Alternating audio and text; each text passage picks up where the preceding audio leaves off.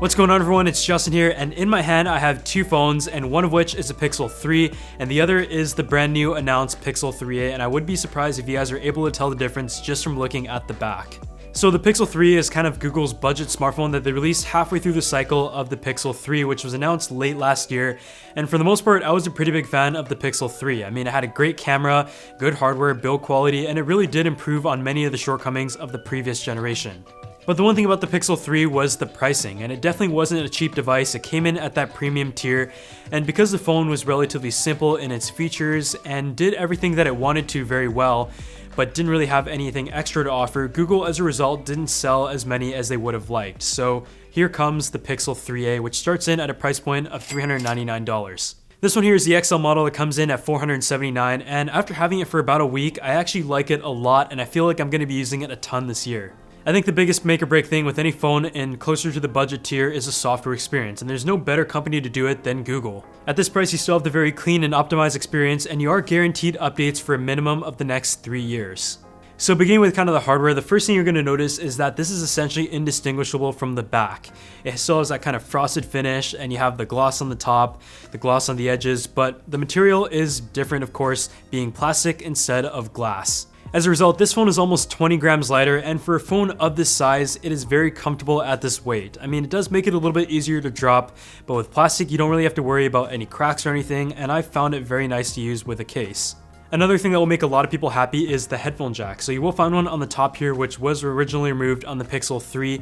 So for anyone who still likes to use plug-in headphones, you've still got that, and that is a really nice feature on the budget model.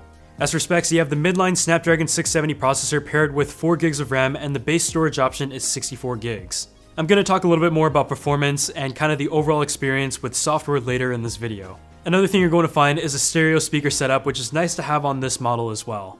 The other most notable difference though is the fact that you don't have a notch on this phone. So the Google Pixel 3 definitely had a little bit of a big notch, and there wasn't really anything wrong with it aside from looks. But in terms of form factor, it is pretty much the same size as the Pixel 3a. And as you can see here, the screen kind of just ends where the notch kind of dips on the Pixel 3. I actually really like that because as someone who likes a larger size Pixel 3 but has smaller hands, I'm able to more easily reach the top. And that was something that I sometimes had a little bit of troubles with larger phones. The smaller Pixel 3a comes in at a 5.6-inch screen size with a full HD plus resolution. The larger XL model comes in at a 6-inch screen size with a resolution of 2160 by 1080, and both of which come in at a PPI of over 400. Although this is an OLED display and overall looks pretty good, especially in the adaptive mode, I did notice that there was a bit of a difference compared to the Pixel 3. The viewing angles are a little bit less, and I find that the colors are good but not perfect. The screen just has a little bit of a hue to it, and to the average consumer, you're really not going to notice a difference, but if you compare it to another smartphone, you might. Overall, I think the screen size with the notchless design is going to be the most comfortable for the widest demographic, and I find everything just very easy to access, and that's the reason why this phone is probably one that I'm going to take a lot with me. The camera, on the other hand, was one of the best features of the Pixel 3. I mean, when you compare it to other phones that came out last year, the Google Pixel time and time again was one of the best in terms of software processing and just the overall dynamic range, the way that it was able to judge situations, the white balance, and overall Google has just been very good at that in the past couple of years. The Pixel 3a's retain the same camera sensor at 12.2 megapixels at an f-stop at 1.8, and even when compared to 2019 phones, this is still stood up as one of the better ones out there. Like I said, with Google's processing, they do a great job in terms of colors, sharpness, saturation. It is a little bit more of a contrasty image, which does come down to personal preference, but the dynamic range is impressive, and the night mode is also something that I love to use. Video recording, on the other hand, is 4K 30, and the stabilization is very solid, and overall the video experience is good. Photo is where this phone really shines.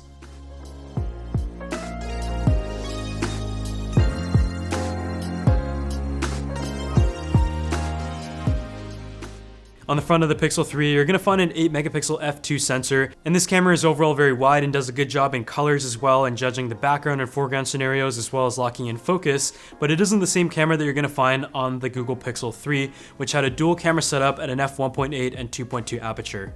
As for software, of course, this is stock Android. It's a very fluid experience and overall very simple with not many additional features, but a very honest experience. It's as clean, fast, and efficient of an Android experience that you're going to find on any smartphone on the market on the Android side of things.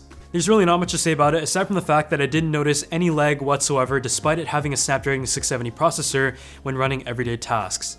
So for the most part, I'm doing social media, Twitter, just doing some emails, taking some photos. I didn't notice any problems in those categories whatsoever. And I think that's because for the most part with Snapdragon Series 800 processors on premium phones, you really aren't using all the power most of the time. Although it's nice to have if you're doing a lot of multitasking or gaming, the Snapdragon 670 processor actually surprised me in the fact that it was still totally capable. As for gaming, you still definitely are able to game on this phone, but when it comes to more intensive games, if you're a dedicated gamer on a phone, then you might want to look into a premium smartphone. I would say that for like 90% of users though, this phone's power is totally capable. As for battery life, this is definitely one of the things that I was pretty impressed by on this phone. So this phone has a 3700 mAh battery on the larger model and 3000 mAh on the smaller model. And to compare, the large size Pixel 3 XL has a 3430 mAh battery. So it actually has a little bit of a larger battery despite its very little increase in size. I was easily able to get through a full day of use and even into the second day pretty far into it. So that is something that is really good to keep in mind on the Pixel 3a models. The one thing that you don't have though is wireless charging, which definitely surprised me because I naturally put my Google phone on my Google Pixel stand and it didn't start charging. Although you really can't expect everything at this price point, I really would have liked to have seen wireless charging, but you do have to understand that because the phone is made out of plastic, that is definitely not as easy to achieve. So at the end of the day, what do I think of the Google Pixel 3a and whether or not you should go ahead and buy it over the Pixel 3 or 3 XL? You've got great battery life, a decent display, and a nice form factor that is comfortable, a very light phone, an incredible camera that I think with the starting price point of the smaller model at $399, they've made it very accessible for a lot of people.